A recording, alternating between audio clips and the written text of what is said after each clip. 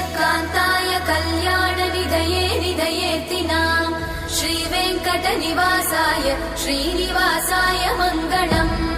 लक्ष्मी सविभ्रमालोकसुभ्रूविभ्रमचक्षुषे चक्षुषे सर्वलोकानां वेङ्कटेशाय मङ्गलम् श्रीवेङ्कटाद्रिशृङ्गाग्रमङ्गलाभरणाग्रये मङ्गलानां निवासाय श्रीनिवासाय मङ्गलम् सर्वावयव सौन्दर्य सम्पदा सर्वचेतसां सदा सम्मोहनायास्तु वेङ्कटेशाय मङ्गलम् नित्याय निरवध्याय सत्यानन्दचिदात्मने सर्वान्तरात्मने श्रीमद् वेङ्कटेशाय मङ्गलम् स्वतः सर्वविदे सर्वशक्तये सर्वशेषिने सुलभाय सुशीलाय वेङ्कटेशाय मङ्गलम्।